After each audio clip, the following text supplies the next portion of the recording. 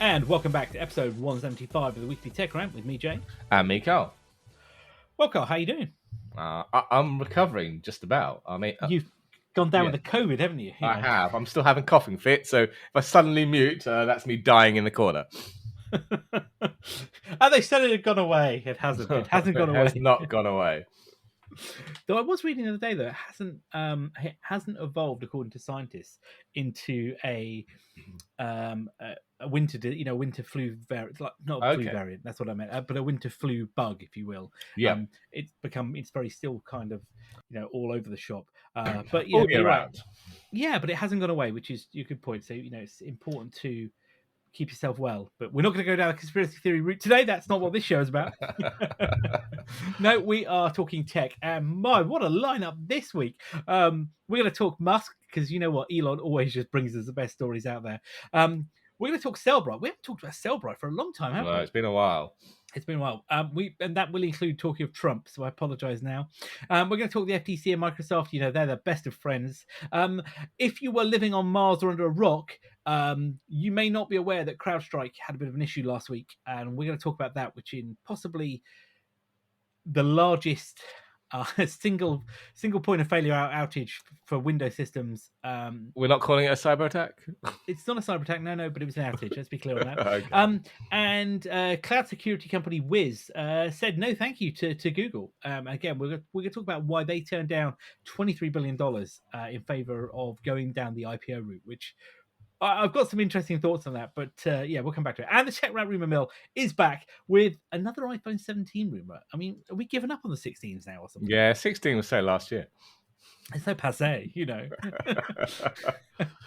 Right, let's kick things off then. So Elon Musk, so he's moving X, so that's Twitter to you and me, and SpaceX to Texas. So that's the headquarters, not the physical companies as in lift and shift, is it? This is his... He's not a happy man, is he? He doesn't like... Well, I think you said it in the preamble. He doesn't like rules. No, he does not rules. No, so this is all to do with California's governor, is it Gavin Newsom? He signed a new bill intended to kind of provide support for LGBTQ plus students, etc. And the kind of bill prevents schools from imposing rules requiring teachers to disclose changes to students' gender. And also to kind of prohibit retaliation against the teachers who refuse, to out a student. Musk doesn't seem happy with this. I'm not entirely sure what it's got to do with him. I mean, I'm pretty sure he's not LGBTQ plus, and he's certainly not a student or a teacher. But this was apparently the final straw. And yeah, he's planning to move SpaceX's HQ from, is it Hawthorne in California, to Starbase in Texas, and X from its San Francisco HQ to Austin, I believe. Well, So this is. I think there's a couple of things going on here, isn't it? Because there was a piece happened a little while ago where Musk got upset about Tesla, didn't he? So he moved Tesla to Texas because a lot of companies are incorporated in Delaware, which is it's a bit like, isn't it? The standard place because of, I guess, the ways the rules are there, the laws. It makes it easy to file corporations. Yeah. But what it also meant, the whole industry built around that, incorporating new businesses there, isn't there? Exactly. Yeah, you're right. And I think what he didn't like there in that particular case, which got him with the last move, was the shareholders were able to kind of almost overturn his massive 50 billion plus pay package, wasn't it? Which he did get, I might add. He still got it, which is crazy. So that was one of the things he got upset about. So he wanted to move to Texas to reincorporate there. I think this one is slightly different. I think this is personal. If you're not, I don't know if you're familiar. He has a transgender child. I forgot about that. Yes. Vivian, I think it is, isn't it? Who is a transgender woman. I think that's the correct term. They don't get on, do they? Well, no, he doesn't, and he has gone on record saying that his son is dead to him.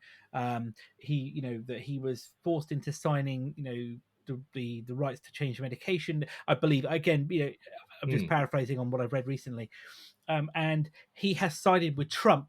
And that's the key thing we need to point out here as well, is that Musk is a vocal supporter of Trump now. He is backing his campaign. He's paying a lot of money towards it. He is a vocal... he said that, and then he's changed his mind. Said he never said that. So I don't know if he's actually paying money. Well, according to the finances, he is. He was paying out a lot of money. But a reporter was asking on the camera, and he's like, "No, I never said I was going to do that." So yeah, but this is Musk. Musk says one thing, does another, doesn't he? Yeah. So I think a lot of this is personal around his views on, the LGBTQ plus society. Completely forgot about his kid. Yeah, and his personal impact to his life. Now, again, I'm not going to get into that. I think it's not for us to define, what goes on there with families. But it is public that this is the situation, and his views have been public on what he said. And his daughter, I think would that be correct to say now? I guess it would be, wouldn't it? Yep. Has disowned him as well. Publicly on Twitter. Yeah. Well, X. Sorry. Yeah. I mean, talk about all the places to burn your dad. Do it on his platform. But yeah. But according to this, though, there was a report last year in the Wall Street Journal that he also wants to build his own community, didn't he? Yes, there is. What did he call it? Snailbrook. Snailbrook. That was it. Yeah. Just outside Austin, isn't it? Yeah, I don't know if that was the original name of the place or whether that was what he wants to call it, but yeah, I mean, so yeah, he's unhappy about this. He feels that Gavin Newsom, the governor of California, is causing families to be in pain because they don't have to disclose changes. I think it's to gender identity, isn't it? And that's what the piece he's upset about. So teachers or schools don't have to tell parents about their child wants to, I guess, be referred to as a different gender. Or anything like that. Again, I'm not 100% specific, so I don't want to get into the the wrongs or rights of it. But and each country is different, each state is different, and here in the UK and Europe, there are conversations happening around this, and it's a very contentious issue, isn't it? I think whether you're a parent or whether you are somebody who is going through gender identity issues or anything like that. So I doubt there's a straightforward answer here, but this is clearly for him something he does not like, and therefore his reaction is to stick two fingers up at California, isn't it? Basically, yeah. This whole community thing, I keep having visions of The Simpsons. Is he going to declare independence from the United States and have his own little country there, just outside Austin? Well, it does make you think, isn't it? I think on.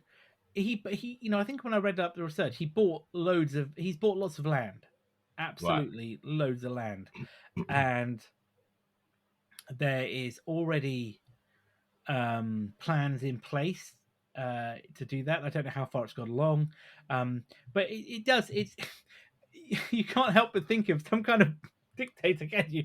Carving out his open world. It's a bit how it. Yeah, it's about Howard Hughes-esque as well, isn't it? Crazy thoughts and going that way. But he is a very peculiar individual. I think that's the only way to describe him, isn't it? Yeah. I mean, what was I looking at the other day? His net worth now, isn't it? Something close to $250 billion. That's a crazy amount of money. Yeah, but he doesn't have that cash, though. That's the thing. No, it's not actual money in a bank, is it? It's all in property and land and equity, isn't it? Equity, yeah. Yeah. And there was, I think, a lot of his income is coming from dubious sources as well, isn't it? There's some weird things that have been set up with the companies, the shares, not tax, but tax rebates and all kinds of stuff. And very complicated system in place to keep him where he is. But not I think if it was a caricature of a billionaire, he does fit that, doesn't he? Yeah. I think he fits the caricature of a few other people as well. You mentioned The Simpsons, though. On the weekend I caught a Simpsons episode, and it was the recent one where Musk comes down to Springfield in Dragon X capsule. Oh, I've not seen that one. Oh, I think it's one of the latest series ones. It tries to take over the town. Oh, it's crazy. Anyway, but yes, we could be here all day on this one. Right, moving on then. Let's talk about Cellebrite. Is it Cellebrite or Cellebrite? Isn't it? I can't remember. Cellebrite? I don't know. That's how I've pronounced it. So Cellebrite is an Israeli company who makes equipment which can unlock mobile phones or smartphones. Yeah. Bit of a dark past, isn't it? Where coming where they come from, kind of the equipment is used a lot by law enforcement, or still is, I should say, isn't it? Yeah. But kind of a bit of a contentious relationship with Apple and Google around, well, particularly Apple, as you say, and what they can do, isn't it? But there's been a bit of a recent change, isn't it, on what they can and can't do. Yeah, I mean, there were some documents released, or leaked, I should say, back in May, I think it was, basically showing all the phones and OSs that Cellebrite can lock or can't unlock. And apparently, anything running iOS 17.4 or later, you're good. For now, I say that at the time of its release, it was correct. For now, they can't unlock iOS 17.4 or higher. The company has confirmed the documents are genuine. Additionally, the kit cannot currently break into iPhones running 17.1 through to 17.3.1, though there are some hardware vulnerabilities in the iPhone XR and 11, which means those are an exception. So if you're running XR or iPhone 11 on iOS 17, whatever, then they can still potentially break into that. And just to be clear, the way Cellebrite works then, isn't it, is effectively they exploit vulnerabilities that are out there in the wild, whether they've discovered them or, I guess, or they bought them. Yeah. And that's how they then use those vulnerabilities to create the system or the platform that allows you to get into the device. Yeah. Yeah? Okay. Yeah, exactly. But interestingly, also in the same document, you're not really good if you've got Android. So, but pretty much most Android phones, with the exception of the Pixel 6, 7, 8, can be broken into. And even if you've got a Pixel, that only works if you've shut the phone down, so it's then into cold boot mode, because that's got some protection around it. If the phone has been booted and it's just locked, then they can still get into your device. And this, this kind of comes back, isn't it? Because there was a big case a few years back, in 2016, wasn't it, when San Bernardino, that was it. Yeah, San Bernardino shooter, wasn't it? Where the FBI claimed to have had an iPhone belonging to that shooter, and that they'd hacked the device, and it had been done with Cellebrite. But later transpired that wasn't the case at all, wasn't it? And they hadn't done it. No, and that was after taking Apple to court, wasn't it? Wanting them to implement basically a backdoor into the firmware, and Apple went no. No, and Apple's view is that they once that phone is locked, secured, as far as the official line is that they do not have access to it either, do they? That's what they state. And Apple's privacy message is, and I think their view is we've talked about this at length before around Apple and privacy. It's not that they are doing it to circumvent the rule of law, but they can't. Their view is you can't have one rule for one and one rule for another. It's simple maths. It either works or it doesn't. Yeah, and I don't know about you, but I saw is it Kamala Harris, the vice president, who's running for president now. There was a news article, news clip the other day where she was taking a phone call from Barack and Michelle Obama. She was using an iPhone. Yeah, she wasn't using an Android. That was definitely an iPhone. No, I'm saying, did you see in that document? There was one weird one. Apparently, if you got a Samsung phone running Android 6, you're good, but not later versions, because Samsung must have implemented some kind of change in Android 7 and introduced a vulnerability that's still present all the way up to Android 14. That's weird. But also, did you see? I don't know if you saw as well. I didn't realize that the messaging company Signal. Yes, I read that. I must have missed that story completely. They basically have created a hack to hack a Cellebrite, haven't they?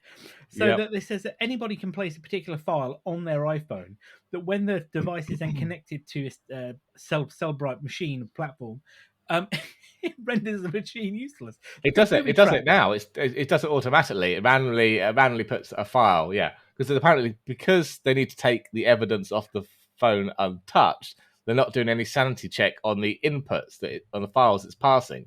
So they've written these special files that place there basically just make the evidence useless. That's brilliant. So basically, Signal have put in place. So if you've got Signal on your device, in theory, it could have this file, which could, if you were doing something you shouldn't be, I'm guessing, you could make a Cellebrite device rendered useless. But I guess if it's a modern device, they're not going to plug it in. But until you plug it in, you're not going to know, are you? No, exactly. I mean, so if you don't have Signal, it's probably worth installing it anyway. Very true. However, on that point then of Android phones, yes, they have actually there's kind of a counter story to this, isn't there? Around the recent assassination attempt on former President Trump. Yeah. I'm not going to say any more on on the assassination. Thoughts on that one? No, no, I don't think it's appropriate to do nope. so. But yes, as we all know, there was a shooter who, unfortunately shot at Trump, and unfortunately, innocent people were killed and injured, severely injured, which is absolutely terrible. And thoughts to those poor people and their families. However, that the guy who perpetrated that act had a Android phone, didn't they? Yeah, we don't know exactly which one, do we? They just said a newer Samsung model that runs Android. Yeah. But didn't really last very long under the pressure of a Cellebrite machine, did it? By the look of it. So no, about 40 minutes apparently is all it took to break into it. So not very long. It's very interesting to see that there's kind of quite a stark contrast between breaking into an iPhone and an Android. Regardless of how much Google says that Android is secure, clearly there's something that isn't when you physically got it. I know it's a different game when you physically got a device versus it over the air, but there's clearly something different there. We do exactly, and it doesn't state. It just states the newest. So this was a story in Bloomberg with sources from the FBI saying that the FBI initially tried to unlock the phone on the day after the attack using a Cellebrite software. However, that failed, but they then went directly to the manufacturer, aka Cellebrite, not Samsung, funnily enough, who gave them additional support and software, which they then, as you say, were able to unlock the phone within 40 minutes. And then they were able to gain evidence around that and other information about that, which I don't think is fair to say because it may or not be true. But the point being is, she's right. It doesn't state, it just says a newer Samsung phone, but doesn't state which version of the Android operating system. And of course, that may or may not be that there may be vulnerabilities in whatever particular OS version that person was running. He may not have updated the device for all we know. No, exactly. And a newer Samsung model could be anything from a couple of years ago, surely. Yeah, and I think, to your point, like you say, it could be anything. But yeah, I think there is a stark contrast and higher. And even though Android a couple of years ago rebuilt, didn't they, the whole stack, the software stack in Android around the way the kernel was, the way the updates were performed, all that kind of stuff to make the device more secure, but to also improve the updating process, in line more with the way that iOS works, wasn't it? Funnily enough, with the kind of the incremental updates and that. Yeah. But yeah, there is a stark difference. But I suppose you've got Google's making the software. It's what the manufacturers do with it. You're in a Microsoft situation here, aren't you? Yeah, very much exactly. So. You've got a piece of software that has to work on effectively any kind of hardware within the spec, whereas Apple absolutely contained within the hardware software ecosystem. And finally, we're gonna that'll be a theme of something we'll talk about in the next couple of stories. But yeah, I think you're right. I think there's definitely something there, isn't it, around becoming a software vendor and passing that off to hardware OEMs. Something changes, but I'm sure more will come out about that in the future. But I'm not sure how I feel with it. Is it a good thing he got on the phone? Probably. Is that kind of hypocritical to say if you had an iPhone? I don't know. They got into the phone. We don't know if they actually got anything useful out of it. No. There were some reports, there was some information, but again, it isn't true. There's no actual, that hasn't been corroborated by the FBI themselves, is it? So because the chances were he wasn't doing everything local to the phone. It was probably all backed up to cloud services. It was probably an audit trail a mile long. It didn't strike me as someone that was super secret and government-sponsored kind of thing that is all clandestine and he has good OPSEC, that kind of thing. Didn't strike me as that kind of thing.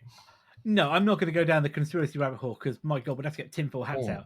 But I think on the initial evidence that was presented or at least seen, you're right. It doesn't appear that it's with some deep state, black op. If it was, then my God, definitely get the tinfoil hat out. But again, obviously a very sad event that happened, and that innocent lives were lost for somebody that clearly felt that was their only way to solve this situation in the US. But I think it made it worse. But who knows? Okay. So let's come across to talk about the FTC then and Microsoft. They are the best of friends. In fact, they're so close They just can't stop having a chat with each other about certain things, can they? And Microsoft, really kindly recently updated the world on their new Game Pass price increases. Yep. Which that reminds me was it last week we talked about that one, wasn't it? We do. That reminds me, I still need to buy my 3-month subscription to save myself a little bit of money. I've done a year. I'm sorted. Maybe I might do that. Being paid today. Maybe I do. If we can afford it, just about. So just as kind of recap, then let's kind of recap on what we talked about last week. So there are new games. So they have upped the prices on all of the Game Pass tiers, haven't they? Which is now correct. So we now have Game Pass Ultimate, which is at the top of the tree, isn't it? Which is the absolute thing. And that has gone up to, was it $17 a month? Isn't it? I think no, $20. Sorry, $20. $19.99, wasn't it? Yeah. And the Xbox, that Game Pass Ultimate gets you everything. PC, console, and cloud. Game, and it gets you day one releases, all that kind of jazz. And of course, talking of day one releases, we've been playing Modern Warfare 3, which has just dropped on Game Pass. Thank you very much. But then next down from that, you've got Game Pass Standard, isn't it? That's the new tier. So we have. Sorry. Yes, you've got Game Pass PC. Yeah. PC, which is exactly what it says on the tin, isn't it? Which is just PC games, but none of the cloud stuff. And then you did have Xbox console, which was just for the Xbox. You got day one releases on Game Pass, and but you didn't get online play. And then you had Core, which is just about enabling online play. But now Microsoft have got rid of console, haven't they? And done Standard, which is includes online play, but doesn't get you day one games. No, and that's $15 a month. $14.99. Currency may vary. Which is kind of upset a lot of people in the market. Customers seem to be a bit upset by this. The media journalists, I think, kind of said that they saw this coming, didn't they? Let's be fair. Yeah, we all did. We've said that before. The price is going up at some point. Yeah, exactly. And you've got to pay for Blizzard somehow.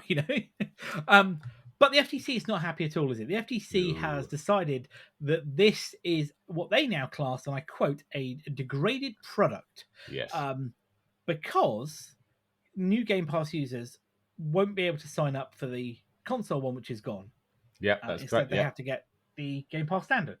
And their argument is that Game Pass console got you to day one.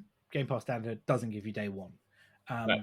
And they're saying this is is an attack on the consumer.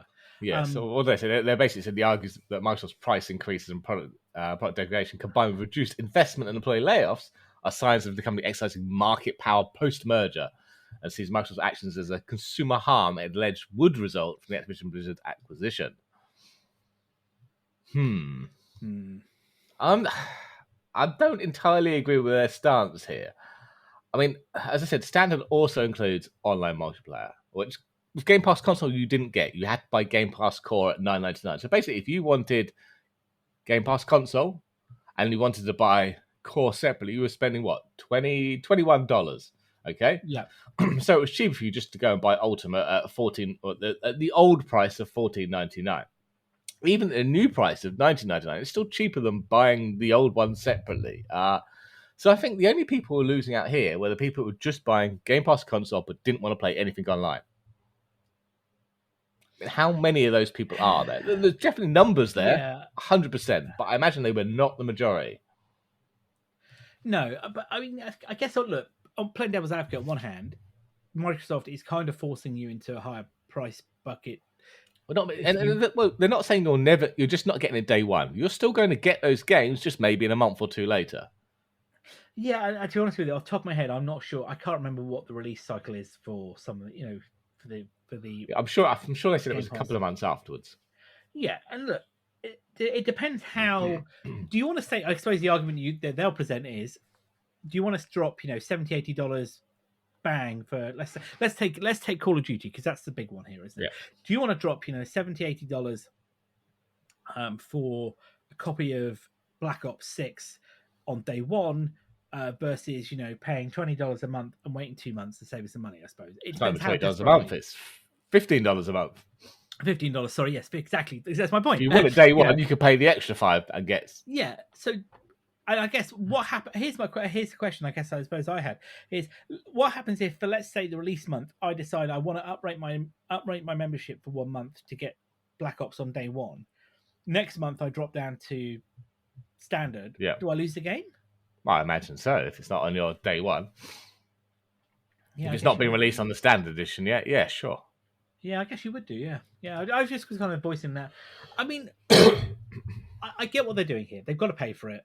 It's not great, even I, lucky to be able to pay, I can afford it. You're right. It's not great at all for us, but yeah, everything goes up. And I suppose, their argument is that what they're giving you for $20 a month is greater than the value, the sum of the, the parts, isn't it? What they call it. I think, is that the right statement? I think, yeah. But yeah, I mean, the FTC aren't going to be happy because you're right, because they didn't want to pass the Blizzard Activision deal anyway, did they? Eventually, no, they didn't.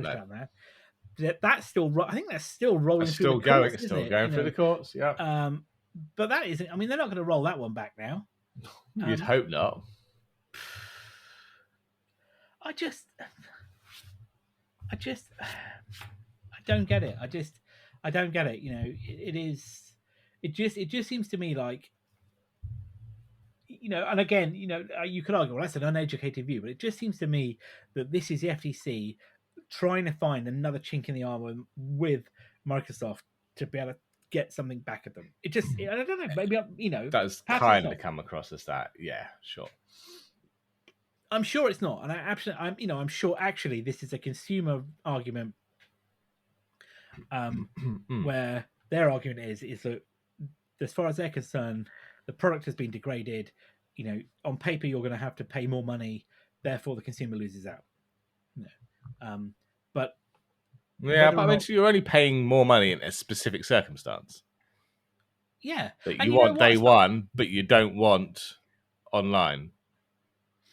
And actually, if you think about it, I've never added it up, but there must be at least a few $100 worth of games added to Game Pass every month. Yeah, it's usually 4, 5, 6 games, isn't there? Must be. Yeah, I mean, some disappear. Yeah, and I guess let's just be honest here, and I know this sounds callous, and I don't mean it to. If you can't afford it, nobody's making you pay for it. Right. Just go back to the way they do it on other consoles, or what we used to do. You just buy a game one at a time. Yeah. Or you go down CX and buy a second-hand version of the game.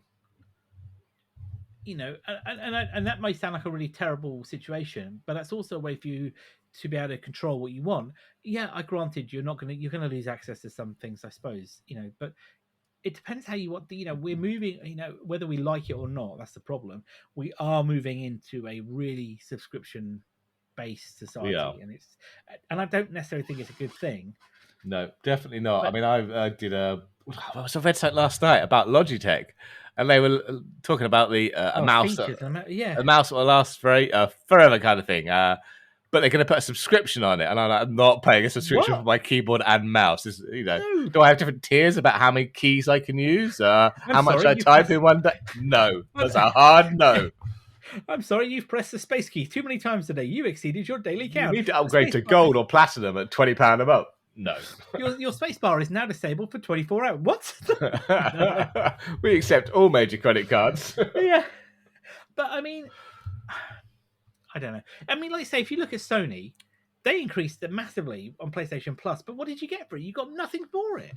No, you didn't get anything for it. And I actually begrudge paying for online as such, especially because I get it free on PC. But that's just the way the consoles worked. Microsoft do it, Sony do it with PlayStation, Nintendo do it with Switch. All at varying price points, but they all charge you for online play because there are servers that need to be kept up and paid for. Yeah, I was going to say, Xbox Gold, wasn't it Xbox Gold? That was it. Yeah, that's now called Core, isn't it? Game Pass Core is basically the online component. Yeah, but Xbox Gold, I mean, I remember the first time. It's been around since, 2002, 3, 4, somewhere around. Whenever the first Xbox came out of online. I wasn't obviously into Xboxes back then, but I remember getting an Xbox 360 from a friend let me use one for a few months, Yeah. And I remember having to work out I can't play online. And like you say, having to buy Xbox Gold to be able to do online, and that was what 2000. It must have been 2007, maybe something like that. Yeah. I'm sure. And I couldn't work it out. I'm like, why? And back then, it puzzled the hell out of me. It was like, what is this? But yeah, you're right. Now it's standard, isn't it? But I guess you're right. As PC Master Race, we're like, what are you doing? Pay for online? As I pay my internet for that. Exactly. But there you go. We'll see how that goes on. Again, with updates on that in the future as they come through. Let's take a little talk about. Let's take a little stroll through the world of PC updates and. Another one of Microsoft's friends at the moment. What arguably is now being classed as the largest IT outage in the world in modern time. Where do we start with this one? Yeah, where do we start? So it really has not been a great week for CrowdStrike, has it? No. So let's take a step back to last Friday, wasn't it? Yeah, I think so. Yeah, last week at some point. So last Friday, most of the Western world started to wake up to an issue where Windows machines were crashing. Blue screens to death. B-sods. Blue screens to death, followed by an issue on there saying that there was an alert, followed by news outages that machines had gone down in hospitals, airports, you name it. Machines have gone down, and this wasn't localized to the Western world. This was localized to Asia Pacific. This was worldwide outage. Yep. And we had airports with backlogs of flights. We had hospitals unable to perform operations. And initially, we're thinking, what's going on? Now, first things first, there were rumors that this was an outage of the cloud because Microsoft had a Azure US Central Region, US Central Region outage the day before. There were rumors, was this a cyber attack? Taking out, was this WannaCry again? Because that was, obviously, 2017 in May, we had a very similar situation, didn't we? We did. However, this wasn't any of those things, was it? No. This was the thing that was designed to protect you from those things going rogue. Yes, a CrowdStrike's product called Falcon. It's a CrowdStrike Falcon. That's their EDR, XDR, AV kind of solution, endpoint protection solution. But yeah, a rogue update. I can't remember what they actually call it. It's basic definitions file. So I think they call it a content file, maybe. That was it. It was content. Yeah. Yeah. So they pushed that out worldwide. There was something wrong with that file. Basically, when the Falcon sensor ingested it, it caused it to blue screen and go into a boot loop, didn't it? Apparently, this affected 8.5 million machines. Yeah, and it really didn't discriminate. Let's be honest. No. It took out everything. It took out like I say, machines in all different concepts, in all different environments, and you got to take a step back here. This was a bad day for CrowdStrike. It wiped billions off their many billions off their stock price. I couldn't think of what it was for a second. Yeah. And what it also kind of brought out was everybody all of a sudden was an expert in cybersecurity. Everybody was an expert in content updates. Everybody was an expert in patch management. And quite frankly, if you were watching any social media, I think it brought the worst out in the cybersecurity industry as well, because there are a lot of people who jumped on the bandwagon to poke the bear while it was down, who all had a view on what went wrong without really knowing what had gone wrong here. No. And I'm, look, I'm not going to sit here and say CrowdStrike, did a great thing. They didn't. They made a massive mistake. There was a series of mistakes in their processes, weren't there, which led to this. Yeah. So, and I think it's fair to say this could have happened to anybody, any software vendor. It just happened to affect CrowdStrike, because clearly what this has demonstrated is that they are clearly, one of the leaders in EDR, XDR, which is extended detection response. Or as you say, the kind of successor to classic AV, and they obviously clearly have a lot of customers, which is pretty evident now. And again, full transparency, you and I both work in the cybersecurity industry. We're fully aware of CrowdStrike. We don't work for them, just to be clear. But I'm not going to sit here and bash a competitor, if you will. Not at all. No. Not at all. But what I will say is that a software vendor, and through their own admission, as you say, they made there was a complete catalog of errors made in the validation of this update, wasn't there? There was. I mean, the biggest one being that they pushed it out to the entire fleet in one go. So, traditionally when you roll, you've got a large number of machines or customers or endpoints that you're rolling something up to. You do it in stages. First 1,000 or 10,000, whatever, just so that if something does go wrong, you're not affecting everyone, and you can halt the update, figure out what went wrong before pushing out to the next batch, etc. But clearly they weren't doing that, and it went to the entire estate in one go, and we had this issue. The next biggest problem, though, was obviously how do you fix the issue, wasn't it? It was. That's a manual process.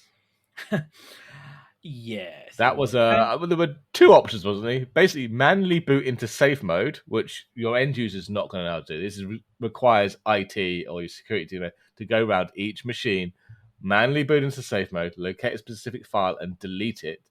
Or, and this is a weird one, reboot 15 to 20 times in the hope that the network stack will come up and the CrowdStrike agent grabs an updated definition file before it crashes and takes out Windows again.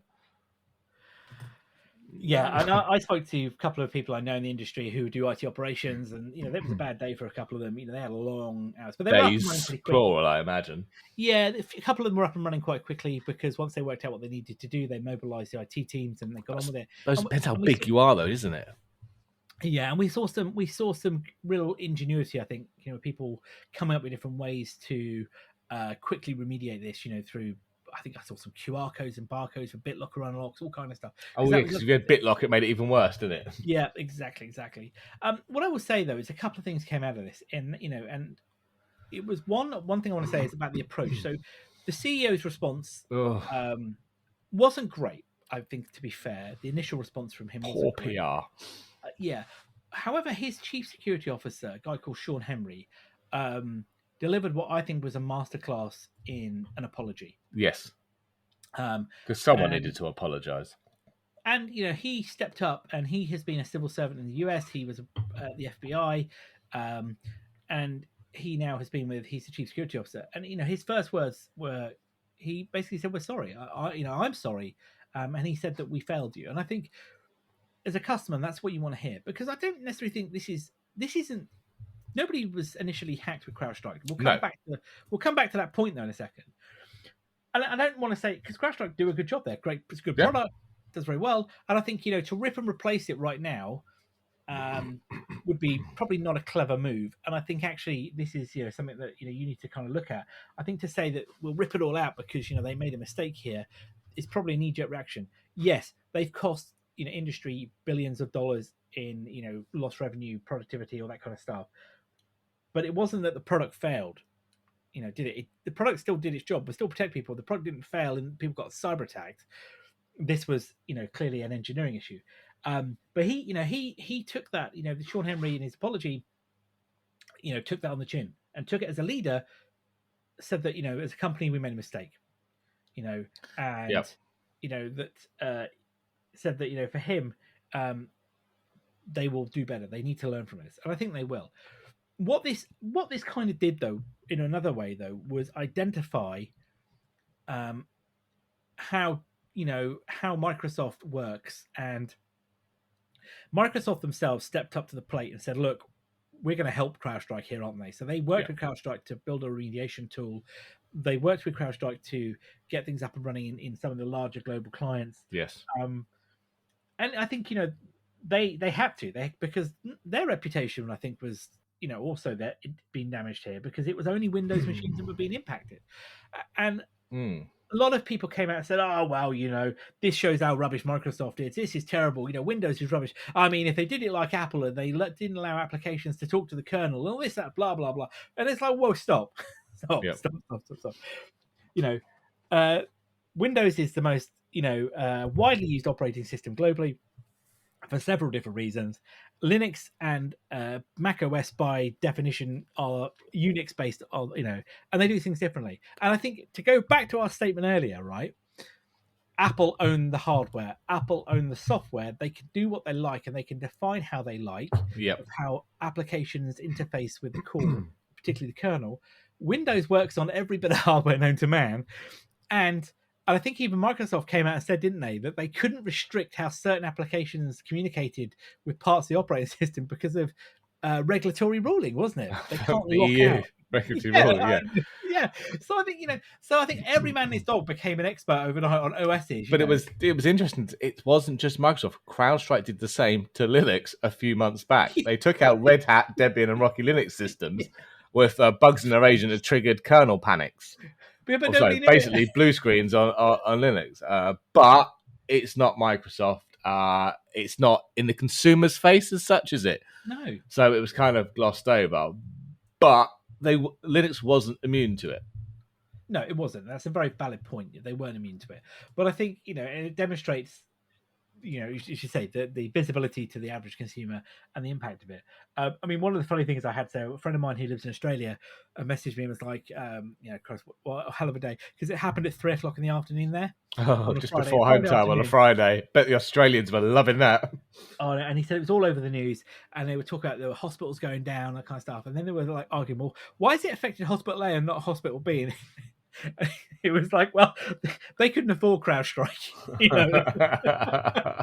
So a little bit of humor, but it has had heavy impact. But I think to add insult to injury, we talked around a bit more about CrowdStrike. They didn't really come out very well with a kind of not compensation, but a kind of a story. It was God. The $10 voucher, wasn't it? Yes, they sent out $10 Uber Eats cards, not to the customers affected, but to the partners to say sorry with the wording, to express our gratitude. Your next cup of coffee or late night snack is on us.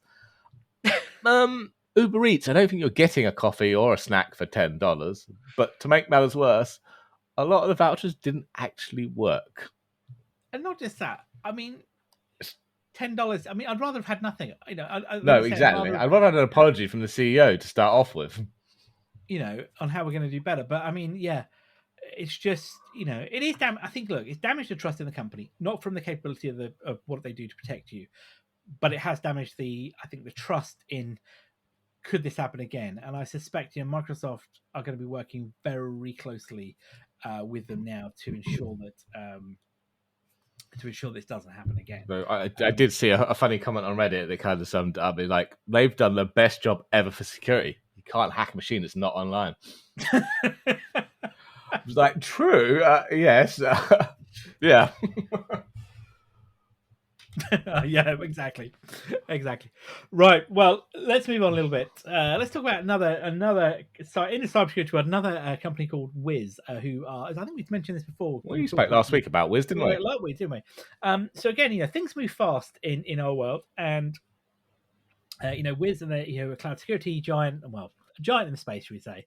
Well, they've turned down the $23 billion from Google. They have said no. Thank you. Thanks. Great. Thanks so much. You know what? Actually, we're going to IPO. Okay. I didn't see that one coming, because I think Wiz themselves has valued themselves at the last 12 billion, wasn't it, after their last funding round? So then to turn down double 23 billion, like a couple of months later, was yeah. As I said, they want to go and do an IPO instead, don't they? Apparently, according to an internal memo that was sent by the CEO of the company, Asaf Rappaport. Yep. I quote, saying no to such a humbling offers is tough. I wonder why. Yeah. Apparently, the concerns were by a source close to the company. I do love those words. Yep. That they were concerns from antitrust issues, because Google is being pursued by the US for a couple of antitrust issues. Yep. And there would be investor concerns as well. So that Wiz now are going to concentrate on IPO, and they're going to try to get to 1 billion in annual recurring revenue. So those two things were already on the table. They were already going down that route. They were going down that route anyway. So I don't know. What are your thoughts? I don't know. I mean, I might have taken the money to run. That's a lot of money if you're the CEO. I wonder whether actually Google. I whether this wasn't just Wiz stepping away. I wonder whether Google did some further due diligence on the accounting and were like, "This is this is a internal memo that was leaked to save face." I wonder because how do you get to a valuation of 12 billion and then double that? I don't understand because you know they've only they. I think it was last year they only got to $350 million in ARR. Yeah, it's been a huge jump up in their valuation, isn't it? Yeah, so they'd have been double in valuation. They would have, they were aiming for $1 billion in ARR, but they're only on 350, give or take. Let's say this year let's just assume this year they've got to 500 again, double it. Double so to 600. Half so, that, yeah. Right? They're going to have to pay all their investors off, which again I think they've taken a lot of funding. I think a lot of the VCs are probably upset because this would have paid them off nicely. And they think they can get more money out of it with an IPO. Well, I don't know. I have a feeling that I think according to CBNC was one of the places the story broke and I think was talking about the memo. They were saying that a lot of the VC partners were seeing this as a bad move because for them, if they'd taken the Google money, and Wiz that is, it would have been great because they'd have got a massive payout from it. Yep. And you don't get many massive exits. No, not anymore. And I just wonder what really was going on here. Well, I don't think we'll ever find out because none of them ever officially even talked about the potential buyout. No, Google didn't, did they? Google never. No, I don't think Wiz had any official statement on the matter either. No, but they obviously have because they've said they're walking away from it. But that wasn't that a leaked memo? That wasn't official, was it? But there was enough noise around this to suggest it was real. Yeah. And I mean noise in the right places from credible sources and media outlets. And Google at the moment, the Justice Department is pursuing Google for antitrust lawsuits from Google Search and the advertising business. And they haven't, done major acquisitions for a couple of years. I think the last one was Mandiant. Was it $6 billion? We talked about that. There was another company as well, wasn't there? They bought. They bought Simplify, which is now part of their. Or Simplify, wasn't it? Yes, which is now part of Google Chronicle, their SIEM tool. Yes. Security, incident event management logging tool. But I don't know. Just to me, something's not right about this. Oh, we'll find out. I'm sure when I go IPO, a lot of the skeletons will come out of the closet, surely.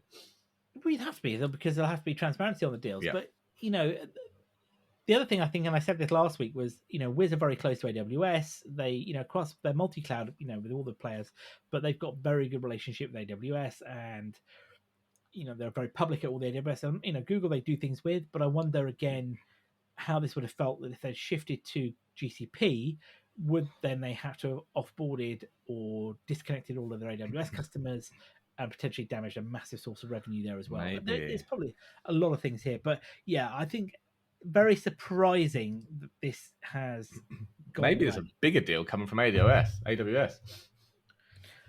Yeah, maybe. I mean, we could argue if you go to Google, you end up dying in a few years' time. I don't think that's not always the case, though, is it? It's just 9 out of 10. Yeah, I don't know. I don't know. I mean, there is a lot of acquisition in the cybersecurity market at the moment. We've seen a lot of that happening. But yeah, curious on this one. Yeah, and I guess you're right. We may never know until maybe if SEC filings come out, we may discover what the logic behind it was. But yeah, I'm not sure at the moment. We're going to get that right now. Yeah. But there you go. Well, that's probably a good point at this point too. And then the tech rumor mill is back. We've got one rumor this week. So iPhone 17 then, because I said 16 dead to us. So passe. We're done. So what we got? 17 Slim. So this is rumor that keeps coming back. There's going to be a new not product line, but new line within the iPhones. Okay, so this is the iPhone Slim or iPhone Ultra. Wasn't 100% sure on the title on that one, but basically this is going to be a case of form over function. So Apple kind of returning to making a really pretty phone, but maybe not be the best specs. So this is from Mr. Quo himself, basically saying that, we've got some potential specs on these now, that it's going to be a 6.6 inch screen.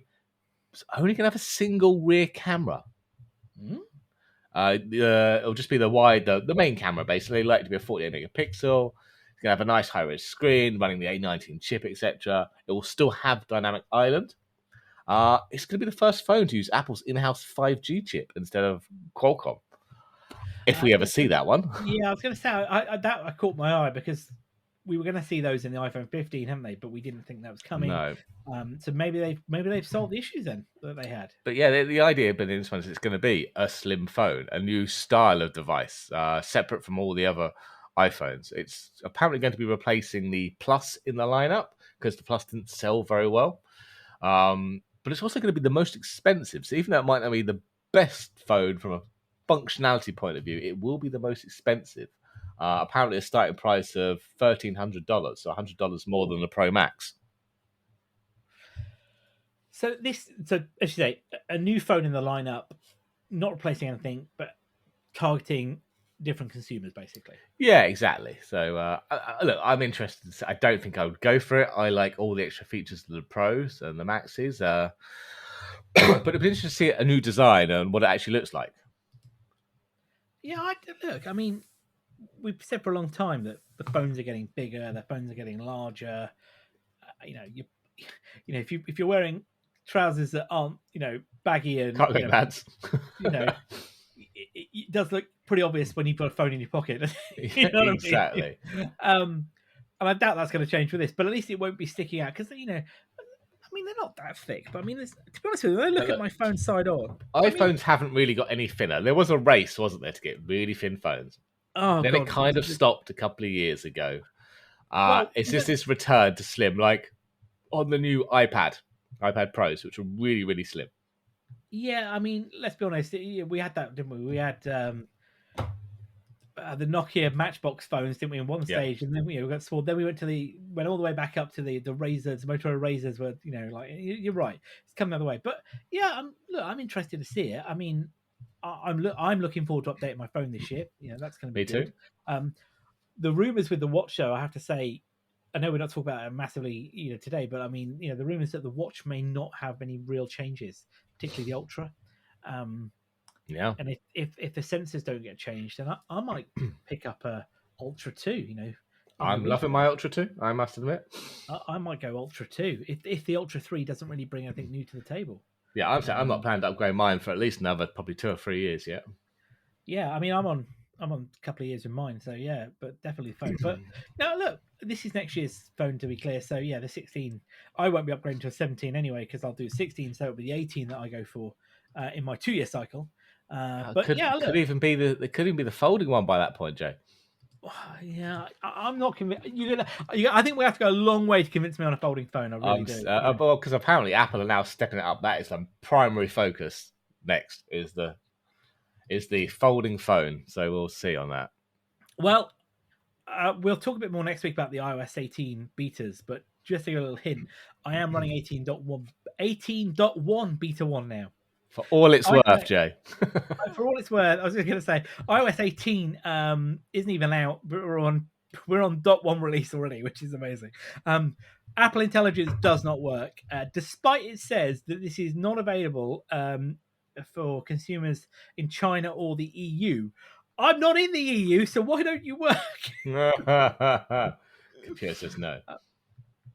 Yeah, so next week we'll have a bit of a roundup on the iOS 18 and where we are with the releases coming up for iPhones and watches, leading up to the release of those in September, which is only weeks away now. I can't believe I'm saying that. So yeah. Well, that's probably a good place for us to wrap up for today. And we'll be back next week for episode 176 with another cracking lineup of stories already. And Mike, we've got some interesting ones coming for you. We're going to talk Intel. We've got Apple. We've got OpenAI, Google on their cards already. So let's close for today. Of course, you can find us at Weekly Tech Rant weeklytechrant.online for all our show notes. We're available on X. We're available on YouTube at Weekly Tech Rant, wherever you get your podcasts. Please give us a like and give us, a subscribe if this is your first time listening. So with that, I've been Jay. I've been Karl. Have a good day all.